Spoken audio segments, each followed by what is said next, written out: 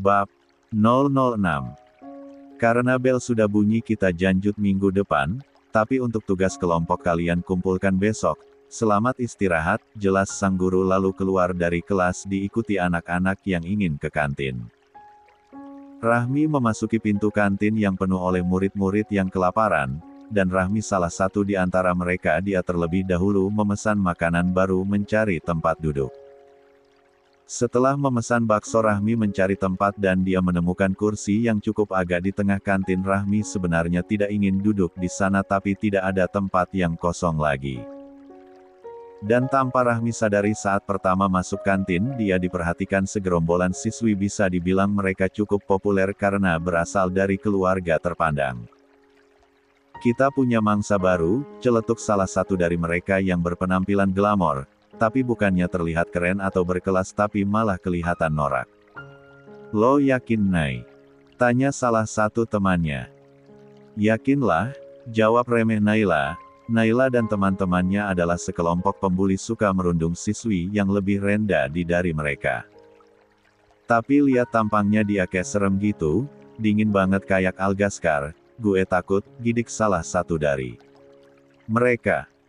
Dia emang kelihatannya aja kayak gitu, kalau udah dibully udah lemah, yakin Naila. Dia lupa kalau Rahmi tidak pernah kalah dan tunduk sama dia. Ayo, lanjut. Naila berdiri dari tempatnya diikuti teman-temannya berjalan ke arah kursi Rahmi. Semua penghuni kantin melihat-melihat ke arah mereka. Mereka sudah tahu kalau Naila seperti itu pasti akan membuli lagi, dan itu terjadi setiap ada murid baru. Brak. Gebrakan meja Rahmi membuatnya mendongak ingin melihat siapa yang berani mengganggu acara makannya. Saat tahu ternyata Naila DKK, dia langsung tersenyum miring kemudian melanjutkan makannya. Hello, beliin gue makanan, perintah Naila angkuh tidak membuat Rahmi beranjak atau sekedar melihat ke arah mereka. Lo denger gak Naila bilang apa? Ucap salah satu dari mereka mencoba berani. Pesenin gue makanan sekarang atau lo gue bikin malu di sini. Gertak Naila tetap tidak membuat Rahmi beranjak dari tempatnya, masih memakan makanannya dengan pelan karena masih cukup panas ditambah sambal yang banyak. Karena tidak sabaran dan emosi, Naila langsung menarik tangan Rahmi berdiri. Lo denger gue nyuruh pesen makan, lo bisu. Emosi Naila. Punya tangan kan? Pesen sendiri, datar. Rahmi berniat kembali duduk tapi Naila langsung menariknya dan mendorong Rahmi. Untung saja Rahmi bisa seimbang sehingga tidak terjatuh. Lo berani lawan gue? Naila yakin kalau Rahmi tidak akan melawannya karena takut dengan sang ayah. Lo nggak tahu siapa gue? Lo mau gue keluarin lo dari sekolah ini? Ancam Naila seolah dia tidak kenal dengan Rahmi. Sedangkan Rahmi tidak peduli. Naila tidak tahu saja Rahmi tidak akan peduli dengan kemarahan sang ayah asal dia merasa terganggu maka akan dia lawan. Lo mau makan? Mau gue pesenin? Setelah mengatakan itu Rahmi langsung mengambil mangkok bakso yang isinya masih lumayan banyak dan menyiram ke kepala Naila. Biur, panas-panas, histeris Naila. Rahmi sialan, murka Naila. Mau gue pesenin minum juga? Rahmi langsung mengambil minumannya dan kembali menyiram ke kepala Naila. Udah gue pesenin tuh, santai. Rahmi lalu pergi dari kantin dengan mood yang buruk karena acara makannya diganggu sama nenek lampir itu, dan dia yakin nanti akan ada panggilan pulang lagi karena Naila pasti akan mengadu dan melebih-lebihkan. Dasar anak manja, geram Rahmi dengan tatapan tajam di sepanjang jalan di koridor. Sesampainya di kelas dia langsung disambut dengan Agnes beserta kelima pengawalnya. Siapa lagi kalau bukan Alister? Rahmi, kita kan satu kelompok, jawab datar Rahmi. Dia berusaha menekan emosinya, nanti kita akan kerja kelompok sepulang sekolah. Kita pulang dulu kok, ganti baju, jelas Agnes, atur aja. Gue boleh minta nomor HP lo nggak? Minta Agnes pelan-pelan, biar nanti kita bisa hubungin lo tempat buat kerja kelompoknya di mana. Lanjut Agnes cepat sebelum dia mendapat penolakan dari Rahmi. Rahmi menghela nafas pelan mengatur emosi berusaha meredakan. HP lo, minta. Rahmi langsung diberikan oleh Agnes. Rahmi mengetik nomornya di sana lalu mengembalikan ponsel Agnes. Makasih. Rahmi duduk di kursinya menunggu Bel sebentar lagi akan masuk, sedangkan inti Alistair sedari tadi hanya memperhatikan Agnes dan Rahmi takut-takut Rahmi akan menyakiti Agnes dengan penolakan Rahmi. Petabok. Bel waktu pulang sudah berbunyi, semua murid berhamburan keluar kelas, begitupun kelas Rahmi dan Rahminya sendiri pun sedang berjalan keluar untuk pulang. Rahmi, panggil seseorang, membuat Rahmi menoleh dan menemukan Agnes berjalan ke arahnya, dan jangan lupakan kelima pengawalnya. Nanti ingat ya, kita kerja kelompok, nanti gue hubungin tempat sama jamnya, peringat Agnes sambil tersenyum yang dibalas Rahmi dengan muka datar. Hanya itu ucapan Rahmi lalu berlalu dari sana meninggalkan mereka yang diam menatapnya. "Ceka tuh orang ya, dingin bener," celetuk Romeo tiba-tiba. Dia cukup keki menghadapi sikap Rahmi. Walaupun sudah terbiasa menghadapi orang seperti itu karena sang ketua juga sama 11-12, tapi ini cukup Algaskar saja, kenapa harus nambah satu lagi? "Ya udah yuk balik, nggak usah dipikirin," ujar Karel membuat mereka mengangguk lalu pergi dari sana. Woi kok bengong, ucap Raka menyadarkan Algaskar yang sedari tadi melamun bahkan matanya tertuju ke arah tempat menghilangnya Rahmi. "Lo mikirin apa?" tanya Raka lagi bingung. "Ngak," datar Algaskar lalu meninggalkan Raka yang bengong ditinggal begitu saja. "CK punya ketua gitu banget," decakan kesal Raka menyusul teman-temannya. Karena Rahmi tidak membawa motor, dia berjalan ke arah halte bus. Saat sedang menunggu bus ponselnya berbunyi, dia lihat ternyata sang ayah. Dia sudah bisa menebak apa yang akan terjadi. "Hal, apa yang kamu lakukan anak, kurang ajar, pulang kamu!" Teriakan murka sang ayah memotong ucapan Rahmi. Dia tidak kaget lagi, dia sudah perkirakan ini akan terjadi. Ucap Rahmi kemudian sambungan terputus. Helaan nafas lelah Rahmi, "Terus gue gimana kerja kelompoknya sama mereka? Gue nggak mungkin keluar dari rumah dengan keadaan baik-baik aja. Gue juga yakin ini nggak akan sesingkat sebelumnya," monolog Rahmi. Ini untuk pertama kalinya dia melawan Naila menggunakan fisik, karena Naila pun melakukan fisik, sebelum-sebelumnya mereka hanya adu mulu, itu karena Rahmi jarang di rumah dan dulu mereka tidak satu sekolah jadi jarang bertemu. Meskipun Rahmi bingung tapi dia tidak akan mengabaikan sang ayah, dia tidak peduli kalau Agnes dan inti Alistair marah. Setelah bus datang Rahmi langsung masuk, dia akan ke apartemennya dulu untuk mengambil motor baru, setelahnya pulang menemui sang ayah dan menerima hukuman yang Rahmi yakini tidak jauh dari kekerasan. Wakak. Rahmi sudah di dalam apartemennya, dia ganti baju dan siap-siap untuk ke rumah sang ayah, dia tidak berniat makan siang terlebih dahulu. "Apa yang KMJ lakukan dengan anak saya?" teriakan murka Tuan Aksara kepada Rahmi sang anak karena telah berani menyakiti anak tirinya. Plak-plak. Plak. Tamparan bolak-balik yang dilayangkan ke wajah Rahmi. "Kamu lihat sekarang, Naila kesakitan lihat." Marah sang ayah kemudian membanting Rahmi ke lantai tepat di bawah kaki Naila yang baru pulang dari rumah sakit, mukanya memerah semua. "Bangun kamu!" Tarikan kasar kembali Rahmi dapatkan lalu tubuhnya dibenturkan di tembok. Bruk. Rahmi merosot ke lantai, rasanya tulangnya remuk semua, kepala dan tangan kanannya terasa sakit karena bagian itu yang terbentur. Belum sempat Rahmi menghela nafas, dia kembali ditarik dan dipaksa membungkuk, lalu sebuah cambukan mendarat di atas punggungnya. Cetas-cetas. Cetas. Suara gesper dan punggung yang beradu cukup keras, tapi tidak ada raut meringis di wajah Rahmi atau air mata, dia tetap diam dengan muka datarnya. Bak, bak. Tendangan pada perutnya kembali dilayangkan oleh sang ayah, sedangkan Naila dan Sonia melihat itu dengan senyum bahagia, tidak ada rasa kasihan sama sekali. Bahkan Naila dengan santainya memvideokan dari awal. "Kamu pikir siapa kamu? Berani menyakiti anak kesayangan saya?" Plak. Plak. Tamparan di kedua pipinya kembali dilayangkan. Tanpa belas kali sang ayah menarik Rahmi lalu membenturkan kepala Rahmi berkali-kali di meja kaca di ruang tamu itu sampai berdarah-darah. Bruk bruk. Bruk. Rasakan kamu anak sial, anak pembawa. Sial, emosi meluap lupa Tuan Aksara keluarkan. Lalu sekali lagi membanting tubuh Rahmi di lantai membuat tangan kanannya kembali terbentur di meja nakas di tembok. Mengabaikan ponsel Rahmi yang sedari tadi berbunyi dan Rahmi yakini itu dari Agnes, tapi Rahmi tidak ada niatan untuk mengangkatnya. Krek sebagai penutup Naila menginjak tangan kanan Rahmi kemudian pergi dari sana bersama Irnak tuanya. Pergi dari rumah saya, jangan kembali sebelum anak saya sembuh, titah tegas sang ayah lalu pergi dari sana tanpa menoleh ke arah sang anak. Sedangkan Rahmi hanya menatap nanar punggung kokoh sang ayah. Ini adalah kekerasan terparah yang pernah Rahmi alami, padahal yang dia lakukan kepada Naila tidak separah itu. Dengan terlatih Rahmi berusaha bangun mengabaikan rasa sakit yang menjalar di seluruh tubuhnya dan mengabaikan dering ponsel yang entah sudah berapa kali berbunyi.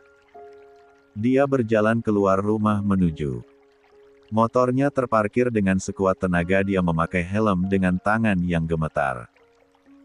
Gue harus kemana? Guman Rahmi lirih berusaha naik ke atas motornya saat akan menjalankan motornya tangan gemetar seperti tidak berperasaan. Ini tangan gue kenapa? Kenapa gue nggak bisa rasain apa-apa? Lirih Rahmi hampir frustasi melihat tangannya seperti tidak berfungsi lagi.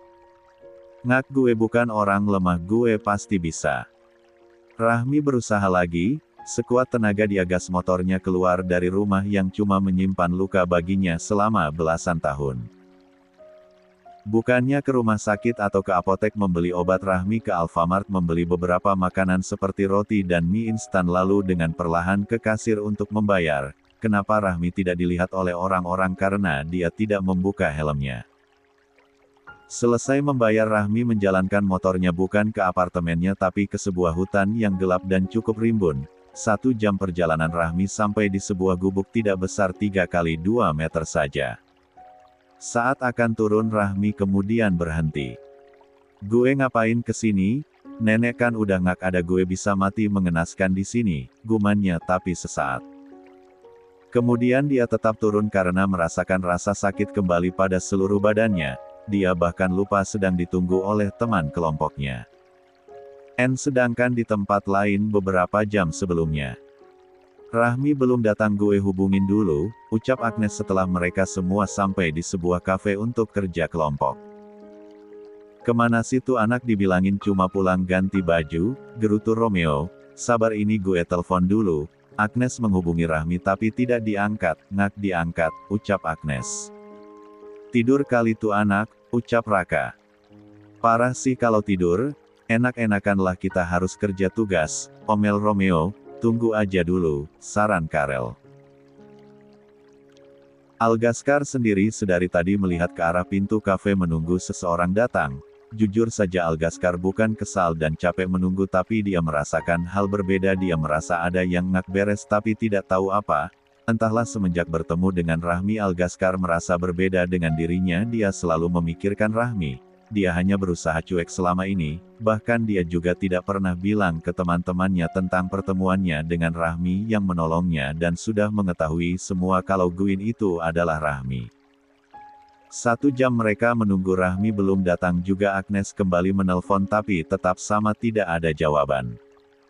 Masih belum diangkat, ucap Agnes menatap semua teman-temannya. Ya udahlah kita kerjain aja ngak usah nunggu dia. Udah sore nih, saran Karel yang disetujui semuanya. Mereka mengerjakan tugas sambil menunggu Rahmi, tapi sampai tugas itu hampir selesai Rahmi belum juga datang. Yang paling santai dan datar di sana adalah Algaskar tapi tidak ada yang tahu yang paling gusar menunggu Rahmi adalah dirinya. Sedari tadi dia tidak fokus tapi untungnya dia bisa menyembunyikan itu sehingga teman-temannya tidak curiga. Akhirnya tugas itu selesai saat hari menjelang malam. Akhirnya selesai juga, keluh Romeo. Iya, tapi Rahmi belum datang juga sampai sekarang, cemas Agnes karena Rahmi tidak bisa dihubungi. Udahlah ngak usah dipikirin yang jelas dia ngak ikut ngerjain tugas, jadi dia ngak masuk nilai, ujar Romeo. Weh. Rahmi masuk di dalam gubuk tua itu dengan terlatih mendudukkan tubuhnya dengan pelan di atas kursi panjang yang terbuat dari bambu yang sudah usam dan hampir roboh. Dia merasakan getaran pada ponselnya di dalam saku celananya. Dia yakini itu adalah sebuah pesan. Rahmi membuka room chat. Banyak chat dari nomor baru yang diyakini Rahmi adalah Agnes karena dari beranda dilihat isi pesannya bertanya soal Rahmi yang tidak datang kerja kelompok. Tapi Rahmi abaikan toh sudah lewat juga dan tidak mungkin dia datang ke sana dengan keadaan seperti ini, badan remuk dan muka hancur dengan lebam dan darah bahkan mukanya sudah membengkak.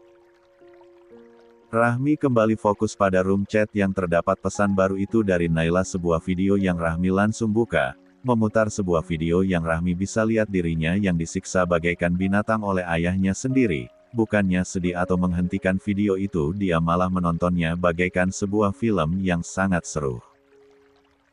Setelah video selesai tidak ada tanggapan apapun dari Rahmi, dia beranjak dari duduknya berjalan ke arah kantong plastik mengeluarkan lilin dan pemantik menghidupkan lilin karena hari sudah malam, menyimpan lilin itu di atas meja kecil lalu kembali duduk.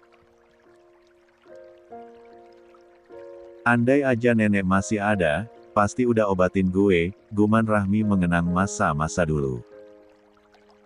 Dulu Rahmi pernah dibuang oleh Sonia di sebuah pinggiran hutan di tengah jalan di tengah malam, dan dia ditemukan oleh seorang nenek, lalu membawanya ke tempat tinggalnya di sebuah gubuk di tengah hutan dan setelah keesokan paginya Rahmi diantar kembali ke tempat semula dia temukan dan di sana dijemput kembali oleh Sonia.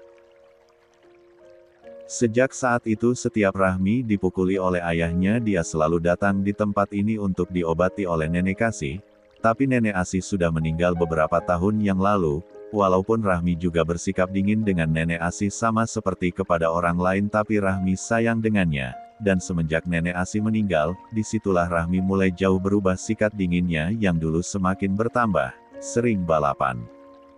Bela diri dan jain lain hidup sendiri membuat Rahmi harus mandiri. Aduh ini muka gue bengkak semua lagi, gue nggak bisa sekolah besok kalau gini, keluh Rahmi, semua badannya remuk, kepalanya penuh darah, mukanya bengkak, perutnya memar, dan punggungnya terdapat luka. Cambuk. Rahmi kemudian mematikan total ponselnya lalu berbaring di kursi bambu tua itu.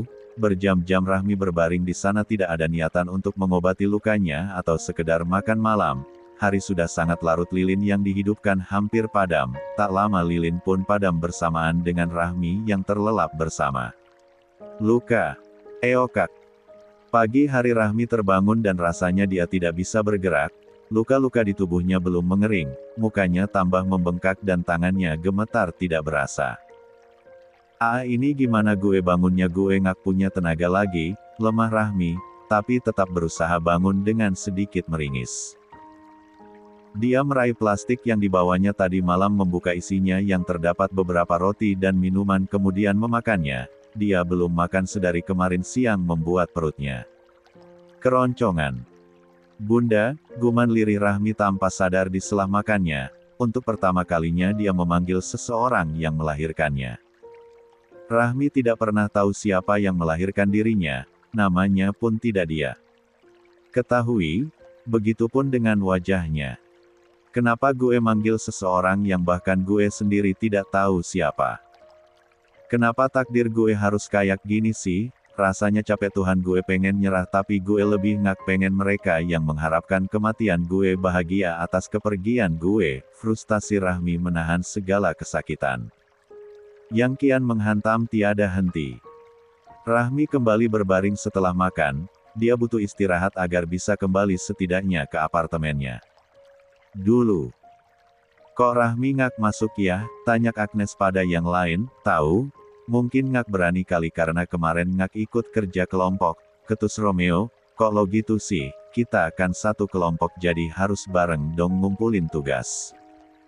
Ngapain orang dia kemarin nggak ngerjain kok, di sini tuh dia nggak ada bagian jadi kalau mau dapat nilai harus kerja sendiri, kekeh Romeo. Bisa diem ngak usah berantem, mending kita kumpulin nih sebelum entar ngak diterima, lerai Karel. Ya udah yok, ajak Raka, lalu mereka pergi kecuali Algaskar. Ayo lo ngak pergi, tanya Karel. Ngak, singkat Algaskar. Ya udah, kita aja yang pergi, ucap Karel. Vea. Halo Tuan Muda, ucap orang di seberang sana, gue mau lo cari tahu keberadaan seseorang. Siap Tuan Muda, siapa yang harus saya cari? Rahmi Aksara. Baik Tuan. Tut. Fa. Sore harinya Rahmi sudah lebih baik. Rahmi termasuk perempuan yang kuat dalam hal fisik. Dia siap-siap untuk kembali ke apartemennya dan untuk sementara mungkin dia tidak akan kembali dulu ke rumah sang ayah. Rahmi keluar dari gubuk dengan pelan, jujur badannya saat ini sakit. Dian tidak yakin kalau tidak ada tulang yang patah. Saat akan bersiap melajukan motornya tiba-tiba tangan kanannya gemetar, tidak bisa merasakan apapun.